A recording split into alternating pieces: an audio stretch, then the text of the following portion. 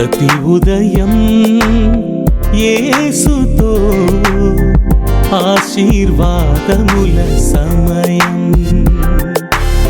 ప్రతి ఉదయం యేసుతో ఆశీర్వాదముల సమయం. రోజుకు సరిపడ జీవాహారం, రోజుకు సరిపడ జీవాహారం, ప్రతి స్థితిలోను సగు విజయం, ప్రతి స్థితిలోను సగు విజయం. ప్రతి ఉదయం యేసుతో ఆశీర్వాదముల సమయం. షలోం. ప్రభునందు ప్రేమైన వారులారా, ఈ చక్కని ఉదయకాలంలో మరి ఒక మారు మీ అందరితో కలిసి దేవుని మాటలు ధ్యానించడానికి ప్రభు నాకు ఇచ్చినటువంటి ధన్యతను బట్టి ప్రభుని ఎంతగానో నేను స్తుతిస్తున్నాను. అలాగే ప్రభు నామంలో మీ అందరికీ కూడా శుభాలు తెలియజేసుకుంటూ నేటి వాక్య ధ్యానంలోనికి మిమ్మల్ని సమూయేలు గ్రంథంలో 3వ అధ్యాయంలో 3 నుంచి 14 వచనాల్లో బాలుడైనటువంటి సమూయేలు యొక్క అనుభవాలు మనం చూస్తాం. Beloved, I greet you all in the matchless name of our Lord this morning, and I praise God for giving me the opportunity to yet again meditate upon the life-giving words of the Lord along with you this morning, and I welcome you to join with me in this meditation. And the scripture portion we are looking at this morning is taken from the book of Samuel chapter 3 verses 3 to 14. బాలుడైనటువంటి సమూయేలు ఏలీ దేవుని సేవకుడి దగ్గర సేవకు ప్రతిష్ఠించబడి అంటే అప్పగించబడిన తర్వాత ఒక దినాన అతడు దేవుని యొక్క మందిరము వెలుపలి ప్రాంగణంలో నిద్రపోచుండగా తెల్లవారుజామున ఇంకా చీకటిగా ఉండగానే దేవుని స్వరం అతనికి వినిపిస్తుంది. దేవుడు అతనితో మాట్లాడడానికి ఇష్టపడతాడు. అయితే దేవుని స్వరం వినగానే సమూయేలు తన యజమానుడైనటువంటి ఏలీ దైవదాసుడు తన్ని పిలిచాడేమో అనుకుంటూ చిత్తము ఇదిగో నేను ఉన్నా అని చెప్పి పరిగెత్తుకుంటూ తన యజమానుడి దగ్గరికి వెళ్ళి ఇదిగో నీవు నన్ను పిలిచావు కదా నేను వచ్చి తిని అంటాడు. అప్పుడు ఏలీ అంటాడు నేను పిలవలేదే వెళ్ళి పడుకో అంటాడు. సమూయేలు వెళ్ళి మళ్ళా పడుకుంటాడు. రెండో మారు కూడా ప్రభు తనతో మాట్లాడాలని పిలిచినప్పుడు రెండో మారు కూడా తన యజమానుడు పిలిచాడని చెప్పి పరిగెత్తుకుంటూ ఏలీ దగ్గరికి వెళ్ళి ఇదిగో నీవు నన్ను పిలిచావు కదా నేను వచ్చాను అంటాడు. ఏలీ అంటాడు నేను పిలవలేదురా నాయనా నువ్వు వెళ్ళి పడుకో అంటాడు. మూడోసారి కూడా ఆ విధంగా జరిగినప్పుడు ఏలీ దేవుని సేవకుడు అప్పుడు గ్రహిస్తాడు యెహోవా ఈ బాలుడితో మాట్లాడాలని ఇష్టపడుతున్నాడని చెప్పి గ్రహించి అప్పుడు అతనితో 9వ వచనంలో అంటాడు, నీవు పోయి పండుకొమ్ము, ఎవరైనా నిన్ను పిలిచిన ఎడల యెహోవా నీ దాసుడు ఆలకించుచున్నాడు, ఆజ్ఞ ఇమ్మని చెప్పుమని సమూయేలుతో అనగా సమూయేలు పోయి తన స్థలమందు పండుకొనెను అన్న మాట చూస్తాం. అటు తర్వాత దేవుడు సమూయేలుతో మాట్లాడినప్పుడు సమూయేలు ఏలీ చెప్పినట్టుగానే చిత్తము ప్రభువా నీ దాసుడు ఆలకించుచున్నాడు ఆజ్ఞాపించమన్నప్పుడు దేవుడైన యెహోవా ఏలీకిని తన ఇంటి మీదకి రప్పించబోచున్నటువంటి ఉగ్రతను గురించినటువంటి మాటలు సమూయేలుతో చెప్పినట్టుగా మనం అక్కడి నుంచి 14వ వచనం వరకు చూస్తాం. Beloved, we see that one day early in the morning when Samuel, who was still yet a young lad and was sent to serve Eli the man of God, is sleeping in the outer sanctuary of the Lord's temple, the Lord's voice comes to Samuel and calls him. Samuel thinks that it is his master Eli calling him, and he immediately runs to Eli and says, Master, you've called me, so I've come. Tell me what is it about. Eli says, I have not called you. Go and sleep. So Samuel goes back to sleep. The second time the same thing happens. Samuel again runs to his master and said, You've called me, so I'm here. Tell me what I'm to do. Eli says, My dear, I've not called you. Just go back to sleep.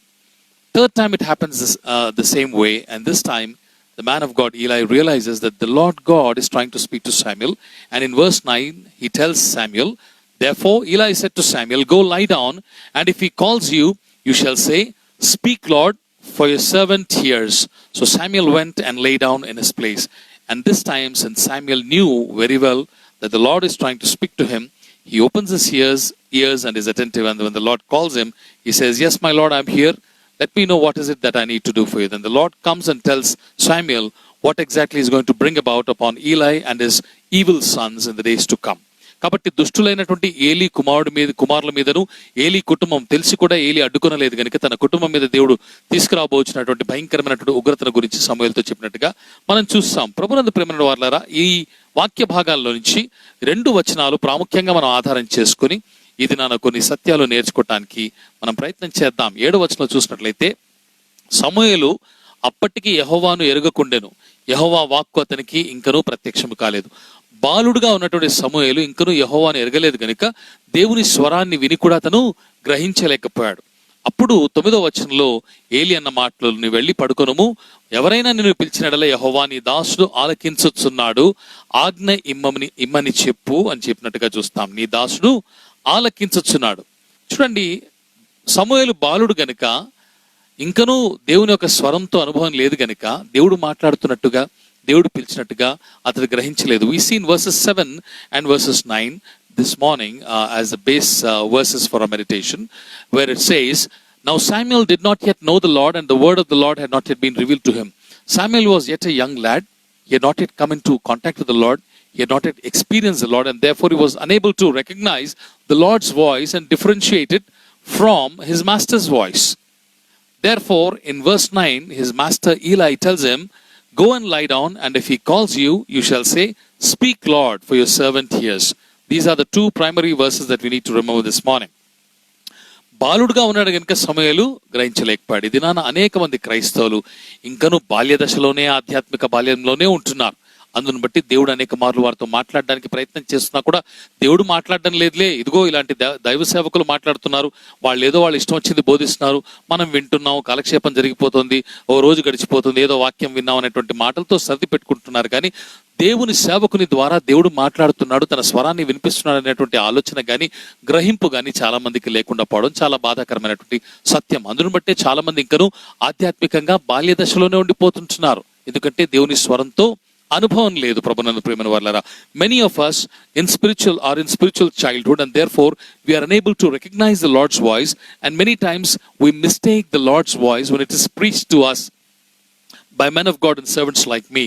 When we preach the word of God, people think that the man of God is trying to tell me something and preached from the Bible and also from his own experiences.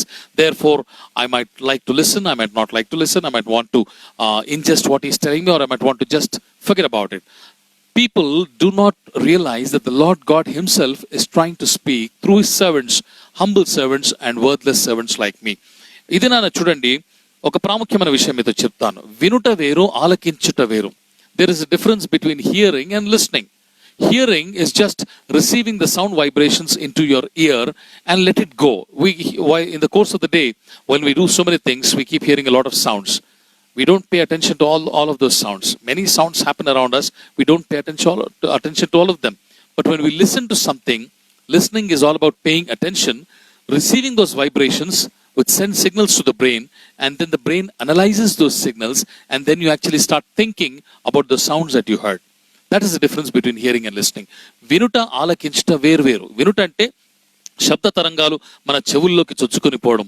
ప్రతిరోజు కూడా ఉదయం నుంచి సాయంకాలం వరకు దైనందిన జీవితంలో ఉదయం నుంచి రాత్రి వరకు కూడా అనేక శబ్ద తరంగాలు మన చెవుల్లోకి వెళుతూ ఉంటాయి. అయితే అన్ని కూడా మనం మనసులో పెట్టము, చెవిన పెట్టము, అన్ని కూడా మనం ఆలకించి వినము, వాటి గురించి ధ్యానించము. అయితే ధ్యానించుట లేకపోతే ఆలకించుట అంటే ఏంటంటే, ఆ విన్నటువంటి శబ్ద తరంగాలను మన లోనికి తీసుకొని వాటిని మెదడులోకి పంపించినప్పుడు మెదడు ఆ శబ్ద తరంగాలను విశ్లేషించి దానిలోని సమాచారాన్ని మనకు పంపించినప్పుడు దాని గురించి మనం ఆలోచిస్తాం. కాబట్టి అది ఆలకించడం, వినుట వేరు. చాలా మంది క్రైస్తవులు ఉదయాన్నే లేస్తే వచ్చేటువంటి వాక్యాలు, అనేకమైన వాక్యాలు వింటారు కానీ ఆలకించరు. అందువలన జీవితాలు మార్పు చెందకుండా ఉంటున్నాయన్న విషయాలు నేను మీకు చెప్పడానికి ఇష్టపడుతుంటున్నాను. దేవుడు తరతరములు యుగయుగములు కూడా తన బిడ్డలతో మాట్లాడడానికి, మానవులతో మాట్లాడడానికి ఇష్టపడిన వాడిగా ఉంటున్నాడు. ఆదికాండం 3వ అధ్యాయంలో 8-9 వచనాల్లో ఆదాము హవ్వలతో చల్లపుటన మాట్లాడడానికి ఇష్టపడిన వాడిగా మనం చూస్తాం. ఆదికాండం 12వ అధ్యాయంలో 1వ వచనంలో అబ్రహాంతో మాట్లాడినట్టుగా చూస్తాం. ఆదికాండం 28వ అధ్యాయంలో 12-13 వచనాల్లో యాకోబుతో మాట్లాడినట్టుగా చూస్తాం. నిర్గమాకాండం 3వ అధ్యాయంలో 4వ వచనంలో మోషేతో మాట్లాడినట్టు చూస్తాం. యెహోషువ గ్రంథం 1వ అధ్యాయంలో 1వ వచనంలో యెహోషువతో, అలాగే ఇర్మియా 1:4-5 వచనాల్లో ఇర్మియాతో, ఇలాగ చెప్పుకుంటూ వెళ్తే అనేక పర్యాయములు ప్రతి తరములో ప్రతి యుగములో కూడా దేవుడు తన ప్రజలతో మాట్లాడడానికి ఇష్టపడ్డాడు. ఇది నాన్న కూడా మాట్లాడడానికి ఇష్టపడేవాడుగా ఉంటున్నాడు. Down the ages, God always desired to speak to his people and his children. We see in Genesis chapter 3 verses 8 and 9, he desired to speak to his children Adam and Eve in the cool of the day. And yet again in chapter 12 and verse 1 of Genesis, he speaks to Abraham. In chapter 28 of Genesis chapter 28 verses 12 and 13, God speaks to Jacob. In Exodus chapter 3 and verse 4, he speaks to Moses. In Joshua chapter 1 verse 1, he speaks to Joshua. In Jeremiah chapter 1 verses 4 and 5, he speaks to prophet Jeremiah, and so on and so forth. Down the ages, God desired to speak to his children, and even to this day, he would love to speak to you and me if we are willing to listen, not just hear. మనము ఆయన మాటలు కేవలం వినటానికి కాదు కానీ ఆలకించడానికి ఇష్టపడినట్లయితే నీతో నాతో ఆయన మాట్లాడడానికి ఇష్టపడువాడుగా ఉంటున్నాడు. లోబడేటువంటి వారితో దేవుడు మాట్లాడాలని ఇష్టపడేవాడుగా ఉంటున్నాడు. Those would like to submit to God, God wants to speak to them. చూడండి, కీర్తన గ్రంథంలో 85వ అధ్యాయం కోరహు కుమారులు రాసినటువంటి కీర్తనలో 85:8 మనం చూసినట్లయితే, దేవుడైన యెహోవా సెలవిచ్చిన మాటను నేను చెవిన బెట్టెదను, ఆయన తన ప్రజలతోనూ తన భక్తులతోనూ శుభవచనము సెలవిచ్చును, వారు మరలా బుద్ధిహీనులు కాకుందురు గాక అనే మాట సెలవిచ్చినట్టుగా చూస్తాం. In Psalms 85 verse 8 we see, let me hear or let me listen to what God the Lord will speak, for he will speak peace to his people, to his saints, but let them not turn back to folly అనేటువంటి మాట చూస్తాం. Bible గ్రంథంలో రాయబడినటువంటి మాటలంతా కూడా మనం అనేక మార్లు చదవం. కొన్నిసార్లు దేవుని సేవకుల ద్వారా దేవుడు మాట్లాడడానికి ఇష్టపడతాడు. కేవలం మాటలు వినువారమైతే దానివల్ల మనకు ప్రయోజనం లేదు, కానీ అనుదినం వినేటువంటి మాటలు ఆలకించాలి. నాకు తెలిసి కొంతమంది చాలా పెద్ద వయసులో ఉన్నటువంటి వారు కూడా ఉదయాన్నే ప్రతిరోజు కూడా ఎప్పుడెప్పుడా ప్రతి ఉదయం యేసుతో వస్తుందని ఆసక్తితో వింటూ, ఆ వాక్యాలు వింటూ పుస్తకాలు రెఫరెన్సులు రాసుకొని వాటిని చదివి రోజంతా కూడా ధ్యానించేవారు ఉన్నారు. ఆ విధంగా మీరు అందరూ చేస్తున్నారో లేదో నాకైతే తెలియదు. మీరు చేసినట్లయితే అది మీకు లాభసాటిగా ఉంటుంది. మీరు చేయకపోతే నష్టపోయేది మీరైనటువంటి మాట దేవుని సేవకునిగా నేను చెప్తున్నాను. ప్రతిరోజు కూడా కష్టపడి దేవుని సేవకులు మీ కొరకు వాక్యాలు ఎందుకు సిద్ధపరిచి చెబుతారంటే, మన జీవితాలు రూపాంతరం చెందాలని. డిఎల్ మూడీ అని ప్రసిద్ధిగాంచినటువంటి దేవుని సేవకుడు ఒకసారి ఒక మాట అన్నాడు, the Bible has not been given just for our information, but it has been given for our transformation అంటాడు. బైబిల్ గ్రంథము మనకు సమాచారాన్ని ఇవ్వటానికి మనకి ఇవ్వబడలేదు, కానీ మన జీవితము రూపాంతరము చెందడానికి బైబిల్ గ్రంథం దేవుడు మనకు అనుగ్రహించాడని ప్రసిద్ధిగాంచిన సేవకుడు డిఎల్ మూడీ చెప్పినట్టుగా చూస్తాం. కాబట్టి బైబిల్ గ్రంథంలో ఉన్న ప్రతి మాట కూడా మన మేలు కొరకు, మన రూపాంతరం కొరకు అనే మాట మనం జ్ఞాపకం చేసుకోవాలి. చివరిగా ఒక మాట నేను చెప్పి ముగిస్తాను.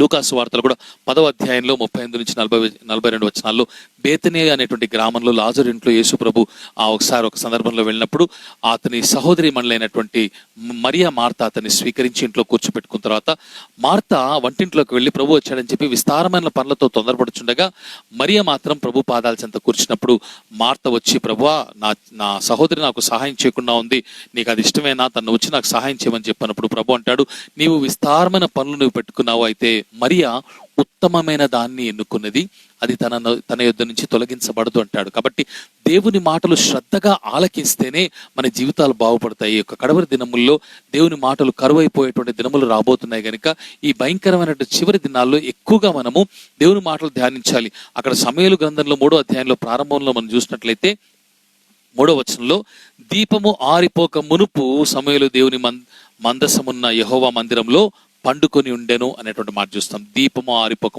మునుపు. చీకటి రోజులు వస్తున్నాయి, దీపం ఆరిపోయే రోజులు వస్తున్నాయి. చీకటి రోజులు వచ్చినప్పుడు మనం దేవుని స్వరాన్ని విన్నా కూడా అది చాలా ఆలస్యమైపోతున్నాం కనుక వెలుగుండగానే దేవుని మాటలు విని మన బ్రతుకులు వెలుగుమయం చేసుకుని మార్చబడాలని మనస్ఫూర్తిగా నేను కోరుకుంటూ ఈ ఉదయకాలపు ధ్యానంలో ఈ మాటలు మీతో పంచుకోవడానికి ఎంతగానో సంతోషిస్తూ దేవుని మాటలు వింటున్న నా ప్రియ దేవుని బిడ్డలారా, అనుదినము అనేకమైనటువంటి అంశాలతో దేవుడు మీతో మాట్లాడడానికి ఇష్టపడుతున్నాడు కనుక ప్రతి మాట ఎంతో విలువైనది, ఎంతో శ్రేష్టమైనది. నిర్లక్ష్యం చేయకుండా శ్రద్ధగా ఆలకించి వాక్యానుసారంగా జీవించినట్లు దేవుడు మీకును నాకును సహాయం చేయాలని కోరుకుంటూ నా మాటలు ముగిస్తున్నాను. రండి కలిసి ప్రార్థన చేసుకుందాం. ప్రేమగల తండ్రి, దయగల మా ప్రభువానికి స్తోత్రాలు. ఉదయకాలంలో బాలుడుగా ఉన్నటువంటి సమూయేలుతో నీవు మాట్లాడను ఉద్దేశించి నీవు ప్రయత్నించగా సమూయేలు ఏ విధంగా స్పందించాడో రాయబడిన మాటలను ఆధారం చేసుకుని ఇంకను మాలో అనేక మంది నా తండ్రి ఆత్మీయ పసితనంలో బాల్యంలోనే మిగిలిపోతున్నామని, అనేక మార్లు నీవు మాతో మాట్లాడడానికి ఇష్టపడినా కానీ దేవుని సేవకుడు ఏదో చెబుతున్నాడులే అని సరిపెట్టుకుని వారంగా ఉంటున్నాం. కారణం, నీ మాటలు కేవలం వినువారంగా మాత్రమే ఉంటున్నాం కానీ ఆలకించినటువంటి వారంగా ఉంటున్నాం. ఉదయకాలంలో మీరు మాట్లాడినందుకు స్తోత్రాలయ్యా. ప్రతిరోజు జీవం గల నీ మాటల చేత మమ్మల్ని నీవు దర్శించుచున్నావు గనుక నాయనా, మేము నీ మాటల నుంచి తప్పిపోకుండా ఈ భయంకరమైన లోకంలో పాపంలో శోధనలోకి జారిపోకుండానట్లు నీ మాటలు శ్రద్ధగా ఆలకించి ధ్యానించి మా బ్రతుకులు రూపాంతరం చెందించుకునే కృపను సహాయమును మాలో ప్రతి ఒక్కరికి నీ దయచేయమని, దీపము ఆరిపోక మునుపే మేము మంచి నిర్ణయం తీసుకుని నీ వాక్యములు ప్రతిరోజు నా తండ్రి ఆలకించి శ్రద్ధగా వాటి ప్రకారంగా జీవించే సహాయం చేయమని యేసు నామమున ప్రార్థన చేసి స్తుతించి పొంది నాము తండ్రి, ఆమెన్. ప్రభు మిమ్మల్ని బహుగా దీవించి వాక్యము కేవలం వినువారుగా మాత్రమే కాకుండా ఆలకించి వారుగా చేయాలని మనస్ఫూర్తిగా కోరుకుంటూ నా మాటలు ముగిస్తున్నాను. God bless you all. Shalom. ప్రతి ఉదయం యేసుతో ఆశీర్వాదముల సమయం.